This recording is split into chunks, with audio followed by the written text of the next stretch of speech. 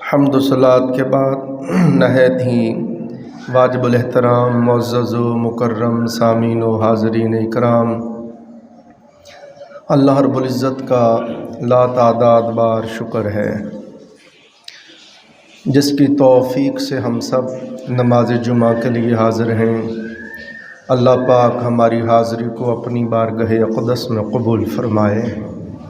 اس حاضری کو اللہ پاک ہم سب کے لیے ذریعہ نجات کفارہ سیئات بنائے۔ عزیزان محترم،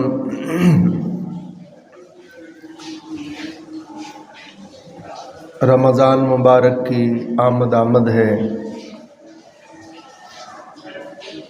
ہمیشہ سے آقا علیہ السلام کی سنت مبارکہ کے عین مطابق ہر سال ہمارا یہ معمول ہے کہ رمضان شریف سے پہلے جو بھی جمعہ آتا ہے ہم استقبال رمضان کے موضوع پر خطبہ دیتے ہیں۔ جس طرح شب برات سے پہلے استقبال شب برات کا خطبہ ہوا، آج ہمارا خطبہ استقبال رمضان مبارک ہے۔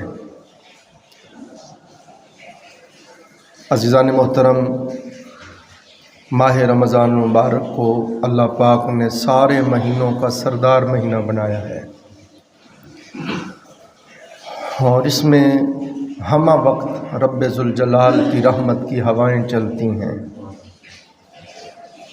جو بھی اللہ تعالیٰ کی طرف رجوع کرتا ہے، اللہ کے حضور دعا و مناجات کرتا ہے، گناہوں کو ترک کرتا ہے، اللہ کے لیے تلاوت کلام پاک، ذکر و اذکار، تسبیح و تحلیل اور نماز روزہ کا اہتمام کرتا ہے، صدقات و خیرات کا اہتمام کرتا ہے، اللہ رب العزت اس کو بخش دیتے ہیں۔ جہاں اس ماہ مبارک میں اللہ رب العزت کی سعادت مند روحوں کو، نیک صالحین صاحبان ایمان کو اللہ کی رحمتیں، برکتیں، عنایتیں، بخششیں نصیب ہوتی ہیں، ویسے ہی یہ ذہن میں رکھیں جو اس ماہ مبارک کے آنے پر بھی اللہ کی طرف رجوع نہ کریں اور عبادات کا اہتمام نہ کریں، اپنے گناہوں پر استغفار نہ کریں، اور آقا علیہ السلام کی طرح اس ماہ مبارک میں عبادت کے لیے مستعدی اختیار نہ کریں، تو ماہ رمضان کے بابرکت ہونے کے باوجود بھی وہ لوگ بدبخت اور محروم رہتے ہیں، وہ محروم رہتے ہیں۔ نبی علیہ السلام نے خود فرمایا کہ جبرائیل علیہ السلام نے میرے سامنے آ کے دعا کی کہ یا اللہ ہلاک ہو جائے وہ شخص، اس کی ناک خاک آلود ہو۔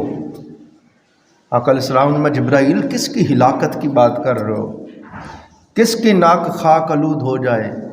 فرمایا آقا جو بخشش و مغفرت کا پیارا کریم مہینہ پائے اور پھر بھی اس میں بڑی بخشش نہ کروا سکے۔ اور سرور دو جہاں صلی اللہ علیہ وآلہ وسلم جتنا اس ماہ مبارک کا انتظار کرتے کسی اور مہینے کا نہیں کرتے تھے، اور شعبان المعظم، ماہ شعبان المعظم میں ہی آقا علیہ السلام رمضان کی تیاری شروع کر دیتے ہیں۔ یعنی باقی سارے مہینوں میں آقا علیہ السلام کا نفلی روزوں کے لیے اتنا اہتمام نہیں تھا جتنا ماہ شعبان میں تھا، اور پھر حضور علیہ السلام ہر تاریخ پر دھیان رکھتے، آج اتنی تاریخ ہو گئی، پھر صحابہ اکرام سے پوچھتے اور پھر بتاتے کہ رمضان کے آنے میں اتنے دن رہ گئے، اور پھر روزے رکھتے آقا علیہ السلام۔ تو محدثین فرماتے ہیں یہ آقا علیہ السلام کا عمل پیش خیمہ تھا اور تتمہ تھا اور مقدمہ تھا رمضان مبارک کا، کہ حضور علیہ السلام بتاتے تھے صحابہ کو عمل سے کہ رمضان آ رہا ہے، اور ماہ رمضان کے آنے پر حضور علیہ السلام کو اتنی خوشی ہوتی کہ کسی اور مہینے کے آنے پر اتنی خوشی نہ ہوتی۔ اور آقا علیہ السلام نے ارشاد فرمایا رجب میری امت کا مہینہ ہے، اور شعبان میرا مہینہ ہے اور رمضان میرے مولا کا مہینہ ہے۔ اور فرمایا رجب المرجب کو، رجب کے مہینے کو باقی مہینوں پر اس طرح فضیلت حاصل ہے جیسے میری امت کو باقی ساری امتوں پر فضیلت حاصل ہے۔ اور آقا علیہ السلام نے فرمایا شعبان میرا مہینہ ہے، چونکہ یہ میرا مہینہ ہے تو فرمایا اس مہینے کو باقی مہینوں پر اس طرح فضیلت حاصل ہے جیسے میں مصطفیٰ کو تمام انبیاء پہ فضیلت حاصل ہے۔ اور فرمایا رمضان چونکہ میرے مولا کا مہینہ ہے تو فرمایا رمضان کو سارے مہینوں پر ایسے فضیلت حاصل ہے جیسے خود رب کائنات کو ساری مخلوقات پہ فضیلت حاصل ہے۔ اب اندازہ کریں، سبحان اللہ سبحان اللہ سبحان اللہ۔ سرور دو جہاں صلی اللہ علیہ وآلہ وسلم، پھر بہت سی باتیں آقا علیہ الصلوۃ والسلام کی ظاہری حیات میں 9 بار رمضان آیا۔ کتنی بار؟ 9 بار رمضان۔ یہ مدینہ پاک میں جب حضور علیہ السلام آ گئے پھر روزے فرض ہوئے مدینہ پاک میں، یعنی 1 سال گزر گیا تھا، دوسرا سال تھا سن 2 ہجری میں روزے فرض ہوئے، تو 10 ہجری میں آقا علیہ السلام کا وصال ہوا۔ تو زندگی مطہرہ میں 9 سال یعنی 9 بار رمضان آیا، تو حضور علیہ السلام نے ہر بار بڑے اہتمام سے بڑے تکلف کے ساتھ رمضان شریف کے روزے رکھے اور عبادات کی۔ عزیزان محترم، آقا علیہ الصلوۃ والسلام نے رمضان کے شروع ہونے سے پہلے صحابہ اکرام رضوان اللہ علیہم اجمعین کے سامنے خطاب کیا، اور محدثین نے یہ بھی بیان کیا ہے رمضان کے اہتمام اور عبادات میں سے یہ بھی ہے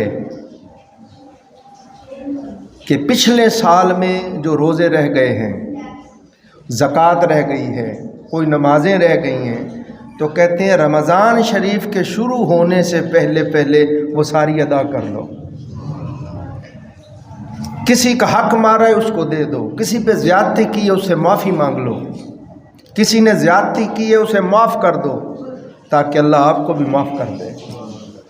اور ایسی جگہیں، ایسی مجلسیں، ایسے لوگ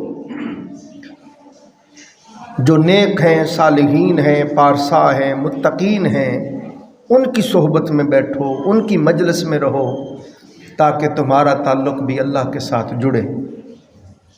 اور ایسی مجلسیں جن میں جا کر بندے کا تعلق اللہ سے ٹوٹے، جو غافلین کی مجلسیں ہیں، جو گناہگار سیاکار لوگوں کی مجلسیں ہیں، فرمایا اے بندے اس ماہ کے آنے سے پہلے ہی ان محفلوں کو ترک کر دے، چھوڑ دے ان محفلوں کو، تاکہ تیرا دل جو ہے پہلے سے ہی ذکر اللہ کے ساتھ جڑ جائے۔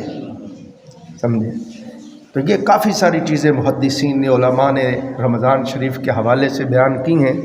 اب جو میں نے عرض کی ہیں اس سے آپ غور کر لیں کہ کتنا حضور علیہ السلام کا اہتمام تھا۔ اور میں نے پڑھا کہ صحابہ اکرام رضوان اللہ علیہم اجمعین نے، توجہ کرنا، صحابہ اکرام رضوان اللہ علیہم اجمعین نے اور تابعین نے اور تبع تابعین نے اور متقدمین نے، متاخرین نے جب دیکھا اور پڑھا اور سنا کہ حضور علیہ السلام رمضان سے اتنی محبت کرتے تھے، اتنا اہتمام کرتے تھے، اتنی تیاری کرتے تھے، اتنا انتظار فرماتے تھے، تو لکھا ہے کہ صحابہ اکرام، تابعین، تبع تابعین 6 ماہ رمضان کا انتظار کرتے، اور پھر جب رمضان آ جاتا تو پھر رمضان میں خوب عبادات کرتے، اور پھر رمضان چلا جاتا تو باقی 6 مہینے اس کے غم میں گزارتے کہ ہائے رمضان چلا گیا۔ اللہ، یعنی کہتے ہیں محدثین کے صحابہ اکرام رضوان اللہ علیہم اجمعین کے عمل کا یہ عالم تھا کہ 6 ماہ انتظار میں اور 6 ماہ غم میں، تو یعنی وہ پورا سال ہی رمضان بنا دیتے تھے۔ سبحان اللہ۔ اب آج کل کے مسلمانوں میں یہ کہاں ایمان رہا، کہاں ایمان کی حلاوتیں رہیں، کہاں رمضان کے ساتھ محبت اور یہ شغف رہا۔ اب تو دل برباد ہو چکے، دل کی زمینیں اجڑ چکی، دل ویران ہو چکے، روحیں ہمہ وقت اندر تڑپتی ہیں، روتی ہیں کہ کوئی بھی ہمارے دیش کی بات کرنے والا کوئی نہیں ہے، میرے مولا کی بات کرنے والا کوئی نہیں ہے، میرے دیش اور وطن کی یاد دلانے والا کوئی نہیں۔ یہاں سب دنیا کے ہی عاشق ہیں، سب دنیا کے ہی طالب ہیں، دنیا کے ہی تمنائی ہے، اور روح اندر روتی رہتی ہے، تڑپتی رہتی ہے۔ اور جب کہیں سے تھوڑا جھونکا آتا ہے اس دیش کی بات کا، یاد کا، تو روح خوش ہو جاتی ہے۔ سبحان اللہ۔ جس طرح شب برات پہ، شب معراج پہ، شب قدر پہ پھر ہم بیٹھتے ہیں، ذکر کرتے ہیں تو روح خوش ہوتی ہے، کیونکہ روح کو روح کی خوراک ملتی ہے، روح کی طمانینت کا سامان ملتا ہے۔ تو نبی اکرم صلی اللہ علیہ وآلہ وسلم نے رمضان المبارک کے شروع ہونے سے پہلے صحابہ کرام کو بلایا، باقاعدہ طور پہ منادی کروا کے صحابہ کرام کو جمع کیا، اور جمع کر کے آقا علیہ السلام نے منبر پہ کھڑے ہو کے صحابہ کرام کے سامنے خطبہ ارشاد فرمایا، اور صحابہ کرام کو فرمایا، میرے صحابہ، تم میں ایک عظیم ماہ مبارک تشریف لا رہا ہے۔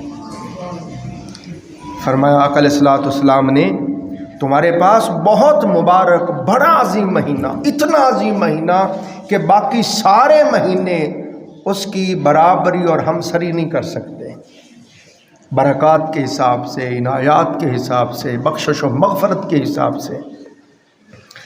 آقا علیہ السلام نے فرمایا، اتنا عظیم مہینہ ہے، اتنا عظیم مہینہ ہے کہ اس میں ایک رات آتی ہے، شب قدر کی رات۔ فرمایا اس رات کوئی بندہ جاگ لے، عبادت کر لے، تو اس کا وہ ایک رات کا جاگنا 1000 مہینوں کی عبادت سے بہتر ہے۔ اب یہ آقا علیہ السلام صحابہ کرام کو ترغیب دلا رہے ہیں، اور رمضان کے لیے تیار کر رہے ہیں، اور کمر بستہ کر رہے ہیں، اور فکر عطا کر رہے ہیں، اور قوت ارادی پیدا کر رہے ہیں، اور جذبہ اور جوش پیدا کر رہے ہیں، اور رمضان کی اہمیت ان کے سامنے واضح فرما رہے ہیں، تاکہ سستی اور کہلی چھوڑ دیں اور ہمہ وقت رمضان کے لیے کمر بستہ ہو جائیں۔ تو آقا علیہ السلام نے پھر ماشاءاللہ آقا علیہ السلام کا اپنا معمول آپ دیکھیں، میں آپ کو عرض کرتا رہتا ہوں، حضور علیہ السلام کا اپنا معمول دیکھیں پھر اس شب قدر کے لیے، کہ آقا علیہ السلام نے 20 دن، رمضان کے پہلے 20 دن مسلسل حضور نے اعتکاف کیا،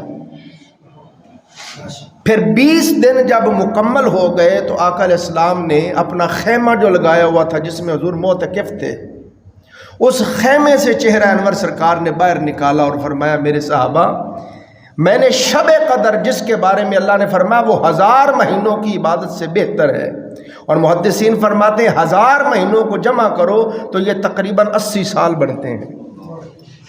آج کل ہماری عمریں اتنی ہو جائیں بڑی بات ہے، تو مطلب کسی کی عمر 80 سال بھی ہے، ماشاءاللہ 80 سال کی عبادتیں، ریاضتیں، تلاوتیں، ذکر و اذکار، روزے، حج، زکوٰۃ، سب کچھ ایک طرف رکھ لیں، اور فرمایا اس ایک رات کو ایک طرف رکھ لیں، فرمایا وہ تمہاری ساری زندگی سے یہ ایک رات افضل ہے۔ کیا کہتے ہیں؟ افضل ہے، بہتر ہے، فرمایا خیر من 1000 شہر، فرمایا 1000 مہینوں کی عبادت سے بہتر ہے۔ تو آپ دیکھیں آقا علیہ السلام نے فرمایا چونکہ یہ رات بڑی قدر والی، بڑی عظمت والی، بڑی فضیلت والی ہے، تو اس کی تلاش میں نے یہ 20 دن کا اعتکاف کیا۔ حضور علیہ السلام کی کس کس شفقت کا ذکر کریں، آقا کی کس کس کرم نوازی کا ذکر کریں، حضور کی امت کے ساتھ محبتوں شفقتوں کو دیکھیں کہ امت کے لیے کملی والے آقا 20 دن ہمہ وقت عبادت کرتے رہے، راتوں کو جاگتے رہے، خود محنت کر کے شب قدر تلاش کرتے رہے کہ امت کو نکال کے دے دوں، ہائے ہائے، امت کو خود محنت کر کے دے دوں کہ میرے غلاموں میں نے محنت کی ہے اور فلاں رات ہے، ہمیں نہیں کہا پورا مہینہ کرو، فرمایا میں نے 20 راتیں اعتکاف کیا، مجھے وہ رات نہیں ملی، اب میرے رب نے مجھے بتایا ہے محبوب وہ رات جس کی تلاش میں آپ اعتکاف کر رہے ہیں وہ ان آخری 10 دنوں میں آئے گی، پھر کرم بالائے کرم دیکھیں، پھر آقا علیہ الصلوۃ والسلام نے یہیں پر اکتفا نہ کیا، پھر حضور السلام نے اس پر آخری عشرے میں اعتکاف کیا، اور صحابہ اکرام سے بھی فرمایا جو شب قدر پانا چاہتے ہیں میرے ساتھ شامل ہو جاؤ، اور پھر محنت کر کے، یعنی پورا مہینہ کی محنت ہو گئی، پھر آقا علیہ السلام نے امت پہ یہ ظاہر فرمایا آخری 10 دن بھی اعتکاف نہ کر سکو تو اور مختصر کر دیتا ہوں، آخری عشرہ جو ہے، آخری 10 دن جو ہے، ان میں جو 5 طاق راتیں آئیں گی ان میں محنت کر لینا، وہ طاق راتوں میں وہ شب قدر تمہیں مل جائے گی، یعنی 21 کو، 23 کو، 25 کو، 27 کو اور 29 کو۔ تو حضور نے فرمایا کہ یہ 5 راتیں بڑی محنت کے ساتھ گزارنا، جو بھی یہ 5 راتیں محنت کرے گا، اللہ کے لیے عبادت کرے گا، جاگے گا، دعا مناجات میں گزارے گا، وہ ضرور شب قدر کو پا لے گا۔ تو ہمارا تو اس پر اہتمام ہی نہیں ہے، ہمیں تو اس کا شوق ہی نہیں ہے، خالی بڑے محبت کے دعوے کرتے ہیں۔ جو محب ہوتا ہے وہ تو اپنے محبوب کی ہر بات کو حرز جان بنا لیتا ہے، وہ تو اپنے محبوب کی ہر بات کو پکڑ کے پھر جڑ جاتا ہے کہ میں ایسے کروں گا میرا محبوب خوش ہوگا۔ تو ہمارے تو بس خالی دعوے ہیں۔ یہ محبت جس کا تقاضا رب کر رہے اگر دیکھنی ہے تو حضور کے صحابہ کرام میں دیکھو، سبحان اللہ۔ پھر نبی رحمت صلی اللہ علیہ وآلہ وسلم نے ارشاد فرمایا اس مہینے کی عظمت اور شان کا یہ عالم ہے۔ اب یہ جو باتیں بتا رہا ہوں خود بھی یاد رکھیں، دوستوں کو بتائیں، ہمارے کہنے پہ کوئی بندہ اس طرح رمضان کے لیے تیاری کرے، دیکھیں آقا علیہ السلام کتنے خوش ہوں گے، رب کائنات کتنا خوش ہوگا۔ تو آقا علیہ السلام نے فرمایا اس ماہ مبارک کی عظمت کا یہ عالم ہے کہ اس مہینے میں کوئی بندہ نفلی عبادت کرے، نفلی عبادت، نفلی خیرات کرے، نفلی نماز پڑھے، نفلی عبادت کرے، فرمایا پڑھے گا وہ نفل، ادا وہ نفل کرے گا، مگر رب اس کو ثواب فرضوں کا عطا فرمائے گا۔ اور فرضوں کو آپ نے ایسے سمجھا ہے، فرمایا ایک پلڑے میں ایک فرض رکھ دو اور دوسرے پلڑے میں ساری زندگی کے نفل رکھ دو، پھر تولو تو وہی پلڑا بھاری ہوگا جس میں ایک فرض پڑا ہوا ہے، سمجھے؟ تو فرمایا اس میں کوئی نفل بھی ادا کرتا ہے نا تو اس کو ثواب فرض کا ملتا ہے۔ اور پھر فرمایا اگر اس میں کوئی فرض ادا کرے، میں اس نے فرض ایک ادا کیا ہے مگر اللہ پاک اس کو اجر 70 فرضوں کا عطا فرمائے گا۔ آپ دیکھیں کتنا بڑا اجر ہے۔ پھر سرور دو جہاں صلی اللہ علیہ وآلہ وسلم نے ارشاد فرمایا رمضان مبارک کا مہینہ جو ہے اس کی یہ فضیلت ہے، فرمایا یہ صبر کا مہینہ ہے، یہ صبر کا مہینہ ہے۔ آپ دیکھیں صبح سے لے کے شام تک بھوکا رہنا، پیاسا رہنا، تو یہ صبر کا تقاضا کرتا ہے، اس پر صبر کرنا پڑتا ہے بھوک اور پیاس پر۔ پھر رات کو نماز تراویح میں کھڑا ہونا، دیر تک قرآن پاک سننا، تو یہ صبر سے ہو سکتا ہے۔ پھر پچھلی رات سحری کے لیے اٹھنا، تہجد کے لیے اٹھنا، یہ صبر سے ممکن ہے۔ تو رسول السلام نے پہلے ہی فرما دیا میرے صحابہ دل تنگ نہ کرنا، پہلے ہی بتا رہا ہوں یہ صبر کا مہینہ ہے، اس پہ صبر کرنا۔ اور اللہ کی راہ میں مال خیرات کرتے ہوئے نفس کو بڑی تکلیف ہوتی ہے، تو فرمایا دیتے ہوئے چونکہ نفس کو بڑا پرابلم ہوتا ہے تو فرمایا اس پہ بھی صبر کرنا، اپنے مولا کا حکم سمجھ کے زکوٰۃ دینا، خیرات دینا، صدقات دینا۔ تو فرمایا یہ کلہم سارا مہینہ صبر کا مہینہ ہے۔ پھر نبی رحمت صلی اللہ علیہ وآلہ وسلم نے ارشاد فرمایا اس ماہ مبارک کی فضیلت کا یہ عالم ہے کہ فرمایا اس میں کوئی شخص کسی کو روزہ افطار کروائے، کسی کو روزہ افطار کروائے، آقا علیہ الصلوۃ والسلام نے ارشاد فرمایا جس نے بھی روزہ افطار کروایا ہے اللہ تعالیٰ اس کی زندگی کے سارے گناہ معاف کر دے گا۔ اور آقا علیہ السلام نے فرمایا نہ صرف یہ کہ اللہ تعالیٰ اس کے گناہ معاف کر دے گا، اس کی گردن کو دوزخ سے آزاد کر دے گا۔ اور نہ صرف یہ، فرمایا روزہ رکھ کر سارا دن بھوکا پیاسا رہ کے جتنا اجر روزہ دار کو ملا ہے، اے روزہ افطار کروانے والے اتنا ثواب تجھے بھی ملے گا۔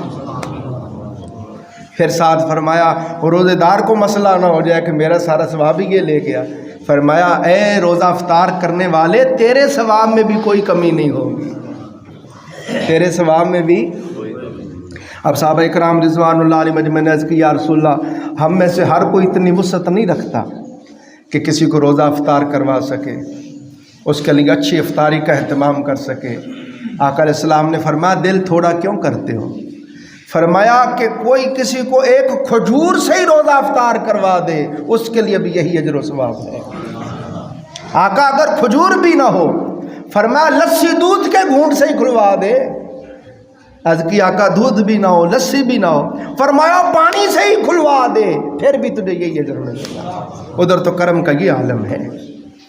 اور پھر آقا علیہ السلام نے ارشاد فرمایا جو بندہ روزے دار کو پیٹ بھر کے کھانا کھلائے، پانی پلائے، شراب کرے، فرمایا قیامت کے دن اللہ تعالیٰ اس کو میرے حوض کوثر سے جام کوثر دے گا۔ یعنی میں مصطفیٰ کریم صلی اللہ علیہ وآلہ وسلم کے حوض کوثر پر اس کو میرے دست پاک سے، میرے دست مصطفیٰ سے اس کو جام کوثر ملے گا۔ تو فرمایا جس کو ایک بار میرے حوض سے جام کوثر مل گیا 50,000 سال کے برابر قیامت کا دن ہے۔ فرمایا پھر جنت میں داخل ہونے تک دوبارہ اس کو پیاس نہیں لگے گی۔ اور پھر فرمایا شب قدر کی رات ملائکہ نازل ہوتے ہیں اور سلطان الملائکہ فرشتہ وحی سیدنا جبرائیل علیہ السلام نازل ہوتے ہیں۔ تنزل الملائکۃ والروح، ملائکہ نازل ہوتے ہیں اور روح الامین نازل ہوتے ہیں۔ فرمایا جس نے کسی روزہ دار کو پیٹ بھر کے کھانا کھلایا، شراب کیا، خوش کیا، اے لوگوں جہاں اس کے زندگی کے سارے گناہ معاف ہو گئے، گردن دوزخ سے آزاد ہو گئی، جتنا روزے دار کو ثواب ملا اتنا اس کو ملا۔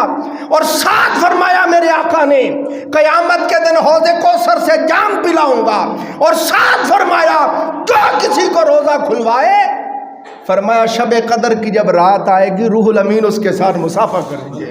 واہ واہ واہ، شب قدر کی رات روح الامین اس کے ساتھ۔ اور پھر یہاں پہ اکتفا نہ کیا، پھر آقا علیہ السلام نے نشانی بھی بتائی۔ فرمایا پھر تمہیں نشانی بھی بتاتا ہوں۔ فرمایا جس کو جبرائیل ہاتھ لگا دے گا نا، اس کی نشانی یہ ہوگی اس پہ رقت طاری ہو جائے گی، اس کی آنکھیں برسنے لگ جائیں گی، اللہ کی خشیت میں، اللہ کی محبت میں، طلب مولا میں، چاہتے مولا میں، عشق خدا میں وہ رونے لگ جائے گا، خشوع و خضوع کی کیفیت طاری ہو جائے گی۔ فرمایا شب قدر کی راتوں میں سے کسی رات نماز مغرب پڑھتے ہوئے، تراویح پڑھتے ہوئے، دعا مناجات کرتے ہوئے، افطاری کرتے ہوئے کسی وقت یہ گھڑی نصیب ہو جائے تو سمجھ لینا کہ جبرائیل ہاتھ لگا گئے، جبرائیل ہاتھ لگا گئے۔ اب اندازہ کریں، ہر چیز کو کملی والے آقا صلی اللہ علیہ وسلم نے کھول کھول کے بیان کیا۔ اتنا بھی بھلا کوئی کریم ہوگا؟ اتنی شفقت تو کوئی ماں باپ بھی اولاد کے لیے نہیں کرتا۔ اللہ اکبر۔ پھر سرور دو جہاں صلی اللہ علیہ وآلہ وسلم نے ارشاد فرمایا اس ماہ مبارک میں جو اپنے غلام، اپنے خادم، اپنے ملازم اور نوکر کے لیے کام میں آسانی کرے، نوکر ملازم کے کام کو ہلکا کر دے، بوجھ کو ہلکا کر دے، زیادہ اس سے مشقت نہ لے، آقا علیہ السلام نے فرمایا ایسے آقا، ایسے مالک کے لیے بھی اللہ تعالیٰ کی طرف سے یہ عطا ہے کہ اس مالک کے اللہ سارے گناہ معاف کر دیتا ہے، اس مالک کی گردن کو اللہ دوزخ سے آزاد کر دیتا ہے۔ سبحان اللہ سبحان اللہ۔ پھر نبی رحمت صلی اللہ علیہ وآلہ وسلم نے ارشاد فرمایا اس میں 4 چیزوں کا اہتمام کرو۔ کتنی چیزوں کا؟ 4 چیزوں کا فرمایا اہتمام کرو، جان لگا دو 4 چیزوں پہ، نماز کے علاوہ، تلاوت کلام پاک کے علاوہ، نماز تراویح کے علاوہ، ذکر و اذکار کے علاوہ، تو نماز کے علاوہ باقی یہ جو فرائض عبادات ہیں ان کے علاوہ آقا علیہ السلام نے ارشاد فرمایا کہ جو بندہ ہے فرمایا اس کو چاہیے 4 چیزوں پہ کثرت کرے۔ نمبر 1 فرمایا کلمہ شریف کا ورد کثرت سے کرو، لا الہ الا اللہ، لا الہ الا اللہ، لا الہ الا اللہ، چلتے پھرتے اٹھتے بیٹھتے سوتے جاگتے کلمہ شریف میں فنا ہو جائے، فنا ہو جائے کلمہ پاک میں۔ اگر اتنا آپ نہیں کر سکتے کہ ہمہ وقت پڑھیں، حضرت بابا جی بلّہ شاہ رحمۃ اللہ علیہ فرماتے ہاتھ کار ولے تے دل یار ولے، کام تو ہاتھ سے کرنا ہے نا، ہاتھ سے کام کرتے رہیں اور دل سے کلمہ شریف کا ورد کرتے رہیں، زبان سے کلمہ پاک کا ورد کرتے رہیں۔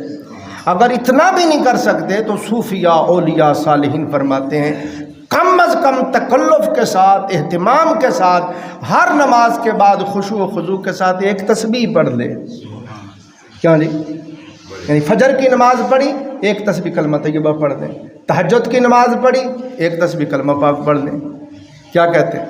زور کے بعد، عصر کے بعد، مغرب کے بعد، عشاء کے بعد. اسی طرح اگر اللہ توفیق دے اشراق، چاش، توابین تو نمازوں کے بعد بھی نہیں، مگر نہ تو 5 نمازوں کے بعد تو آپ اتنا تو کریں کہ آنکھیں بند کر کے پیار سے، خشوع و خضوع سے ایک تسبیح پڑھیں، لا الہ الا اللہ، لا الہ الا اللہ. الا اللہ کی صرف دل پہ منائیں. ہاں جی، جب پوری تسبیح ہو جائے تو 3 مرتبہ پورا کلمہ پاک پڑھ لیں، لا الہ الا اللہ محمد الرسول اللہ صلی اللہ علیہ وآلہ وسلم، لا الہ الا اللہ محمد الرسول اللہ صلی اللہ علیہ وآلہ وسلم، لا الہ الا اللہ محمد الرسول اللہ صلی اللہ علیہ وآلہ وسلم. تو اینڈ پہ آپ 3 مرتبہ پورا کلمہ پڑھیں گے تو یہ ایسے ہی ہوگا جیسے ساری تسبیح آپ نے اس طرح پورے کلمے کی پڑھی. اور اس کے بعد رسول اللہ صلی اللہ علیہ وسلم نے فرمایا دوسری چیز جس کی کثرت کرو وہ ہے استغفار. استغفر اللہ ربی من کل ذنب واتوب الیہ، استغفر اللہ ربی من کل ذنب واتوب الیہ. پہلی بات تو یہ ہے کہ اس کو یاد کریں آپ، اس کی بڑی فضیلت ہے، بڑی اہمیت ہے. اگر آپ کو سارا استغفار نہیں آتا تو آپ استغفر اللہ استغفر اللہ استغفر اللہ اتنا تو پڑھتے رہیں. اس کو بھی اسی طرح جس طرح ہر نماز کے بعد ایک تسبیح کلمہ پاک کی پڑھیں، ساتھ ایک تسبیح استغفر اللہ کی پڑھیں. ہاں جی، استغفر اللہ ربی من کل ذنب واتوب الیہ. اتنا تو آپ کر لیں. بہتر تو یہ کہ سرکار فرما رہے کثرت کرو، تو کثرت کا مطلب یہ ہے کہ لا تعداد پڑھو، ہزاروں بار پڑھو. اور تیسری چیز آقا علیہ الصلوۃ والسلام نے ارشاد فرمایا جب بھی روزہ رکھ لو، سحری کرو، افطاری کرو، تلاوت کرو، نماز پڑھو، نوافل پڑھو، ذکر و اذکار کرو، دعا کرو، یا اللہ مجھے جنت عطا فرما. جنت کی دعا کرنا تاجدار کائنات صلی اللہ علیہ وسلم کی سنت مبارکہ ہے. اور آقا علیہ السلام تو صرف جنت نہیں، جنت الفردوس کی دعا مانگتے. پوچھا یا رسول اللہ جنت الفردوس کی دعا سرکار آپ کیوں مانگتے ہیں اور کیوں ترغیب دیتے ہیں؟ فرمایا جو جنت الفردوس والے ہوں گے وہ اللہ کے پڑوس میں ہوں گے. جو جنت الفردوس میں جائیں گے ان کے اور رب ذوالجلال کے درمیان بس باریک سا کبریائی کا پردہ ہوگا. اور اتنا باریک پردہ ہوگا کہ وہ جنت الفردوس والے جو صالحین ہیں جنتوں میں رہیں گے، کھائیں گے، پئیں گے، ٹہلیں گے، عیش کریں گے، اور ساتھ ساتھ چلتے پھرتے اپنے مولا کو بھی تکتے رہیں گے، اپنے رب ذوالجلال کا دیدار کریں گے. تو جنت کی دعا کریں. اور نمبر 4 آقا علیہ السلام نے کثرت کے ساتھ دوزخ سے پناہ مانگے. یہ جو دعا ہے نا، ربنا آتنا فی الدنیا حسنۃ وفی الآخرۃ حسنۃ وقنا عذاب النار، یہ کمال دعا ہے، یہ کامل دعا ہے، ہاں یہ مکمل دعا، اس میں سارا کچھ آ جاتا ہے. اور یہ آقا علیہ السلام کی محبوب دعا ہے. کیا کہتے ہیں سرکار نے جو بندہ ہر روز صبح و شام فرما 3 مرتبہ فجر کے بعد اور 3 مرتبہ مغرب کے بعد صرف یہ دعا پڑھ لے، اللہ تعالیٰ اس کو جنت میں پہنچا دے گا، دوزخ سے بچا لے گا. اللہ اس کی دنیا بھی اچھی کر دے گا، آخرت بھی اچھی کر دے گا. تو کثرت کریں ان چیزوں کی. اب آقا علیہ الصلوۃ والسلام نے دیکھے کتنا اس کے لیے فرمایا کہ اتنی محنت کرو، کوشش کرو، اور ہمارا حال کیا ہے؟ سرکار تو یہ تعلیم دے رہے ہیں کہ یہ اتنا اہمیت کا حامل ماہ مبارک ہے کہ 1 سیکنڈ بھی تمہارا ضائع نہیں ہونا چاہیے.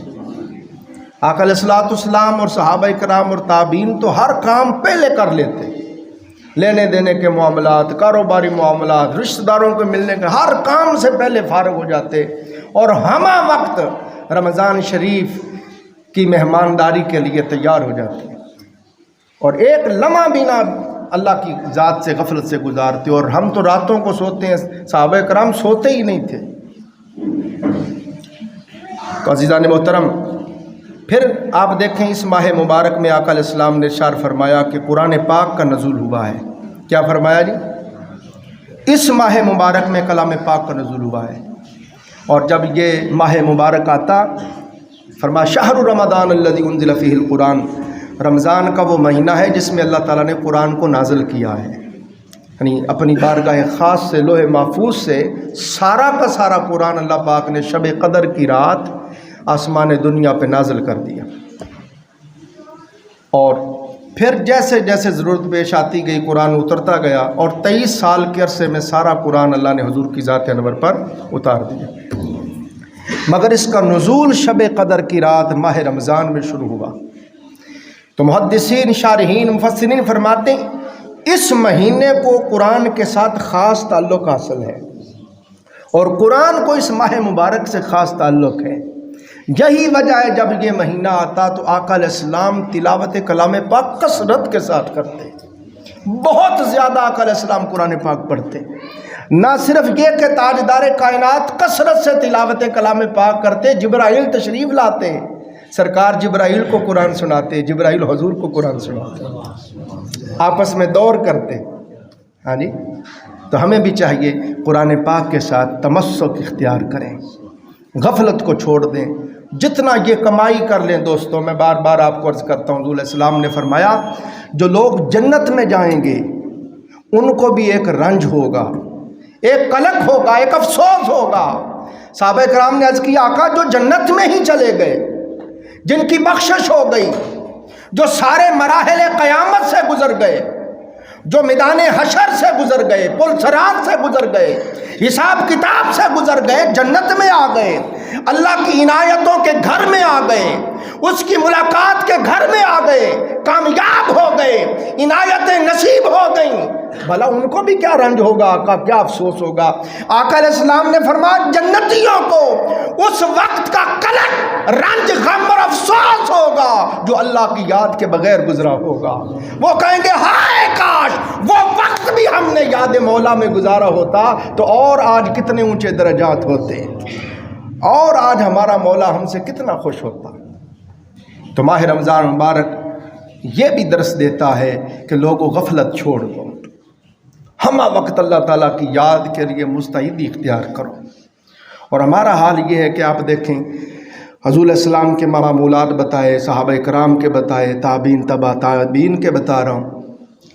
اور میں نے پڑھا حضرت امام اعظم ابو حنیفہ، ہمارے امام، کل اماموں کے امام، اس ماہ مبارک میں ایک قرآن پاک دن کو مکمل کرتے، پورا قرآن پاک، اور ایک قرآن پاک امام اعظم حنیفہ رات کو مکمل کرتے۔ اس طرح 60 کلام پاک پورے رمضان میں اور ایک نماز تراویح میں پڑھتے، 61 کلام پاک ہمارے امام مکمل کرتے تھے۔ ایویں نہیں امام بنے۔ جب قرآن کے ساتھ ایسا تعلق کامل ہو جائے، ایسا تمسک کامل ہو جائے کہ بندہ ایک ایک دن میں پورا قرآن پڑھے، ایک ایک رات میں پورا قرآن پڑھے، تو بتاؤ قرآن پھر کچھ چھپائے گا اس سے؟ قرآن تو سارے خزانے اس پہ کھول دے گا کہ میرے ساتھ اتنی محبت کرتا ہے، اتنا تعلق ہے۔ ہمیں اس لیے قرآن سے کچھ نہیں ملتا کہ ہم قرآن سے تعلق جوڑتے ہی نہیں ہیں، قرآن کو پڑھتے ہی نہیں ہیں۔ قرآن اس پہ اپنے خزانے کھولتا ہے، اپنے اسرار، اپنے رموز کھولتا ہے جو قرآن سے عشق کرتا ہے۔ کیا کہتے ہیں حضرت امام شافعی رحمۃ اللہ علیہ بھی ایک قرآن پاک دن میں اور ایک رات میں 60 قرآن پاک پڑھتے۔ تمام اولیاء، تمام صالحین، سب کا طریقہ تھا اس ماہ مبارک میں کثرت کے ساتھ تلاوت کلام پاک کرتے۔ خود پڑھیں، اپنے گھر والوں کو کہیں، ہمہ وقت گھر سے قرآن پاک کی آوازیں آئیں۔ جب قرآن پاک پڑھا جاتا ہے لوگوں، خدا کی قسم اللہ کی رحمتوں کا نزول شروع ہو جاتا ہے۔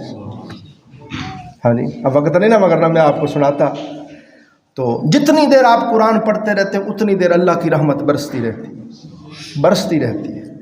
ایک صحابی نے آ کے عرض کی یا رسول اللہ میں قرآن پاک پڑھ رہا تھا، جب میں کھول کے پڑھنے لگ جاتا تو پاس میرا گھوڑا تھا وہ ڈرنے لگ جاتا، وہ اچھلنے کودنے لگتا، میں قرآن پاک بند کر دیتا تو وہ اچھلنے کودنے سے رک جاتا، میں پھر کھول کے پڑھنے لگ جاتا وہ پھر ڈرنے لگ جاتا، پھر اچھلنے لگتا، کودنے لگتا، میں پھر بند کر دیتا۔ یا رسول اللہ میرے ساتھ آج یہ عجیب معاملہ ہوا ہے۔ آقا علیہ السلام نے فرمایا اے میرے غلام، اے میرے صحابی، جب تو قرآن کھول کے پڑھتا تھا فرشتوں کا نزول شروع ہو جاتا تھا، رحمت کے فرشتے نازل ہونا شروع ہو جاتے تھے، تجھے تو نظر نہیں آتے تھے، تیرے گھوڑے کو نظر آتے تھے، وہ ان کو دیکھ کے ڈرتا تھا۔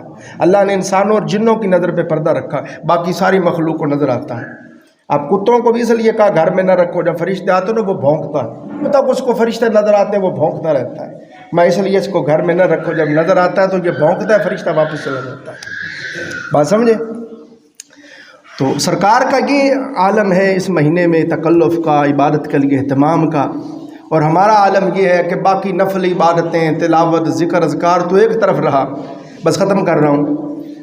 ہمارا حال تو یہ ہے کہ فرض نماز جو کسی صورت معاف ہی نہیں ہے، ہماری فجر کی نماز ماشاءاللہ سحری کھا کے وہیں پہ بس سبحان اللہ سحری کی اور وہیں پہ بس لیٹ گئے، کئی بڑا کمال کریں گے وہیں پہ گھر پہ پڑھ لیں گے۔ یہ ذہن میں رکھیں، جس کے گھر کے پاس مسجد ہے، ایک تو بندہ نا اس کا گھر میلوں دور ہے مسجد سے، جس بندے کے محلے میں گھر کے ساتھ پاس مسجد ہے اس کی نماز گھر میں نہیں ہوتی، بلا وجہ جان بوجھ کے آپ گھر میں نماز پڑھیں اس کی نماز نہیں ہوتی۔ حکم ہے مسجد میں جا کے برکعوا مع الراکعین، کوئی سخت مجبوری ہو گئی، کوئی پریشانی ہو گئی تو پھر معافی ہے، وگرنہ جب باجماعت مسجد میں جا کے نماز پڑھنی چاہیے۔ اور ہم ماشاءاللہ سحری کرتے ہیں اور فجر کی نماز سمجھو سحری کی نظر ہی ہو گئی، اور صرف فجر ہی نہیں، ہماری تہجد بھی سحری کی نظر ہو جاتی ہے، ایسے ہے کہ نہیں؟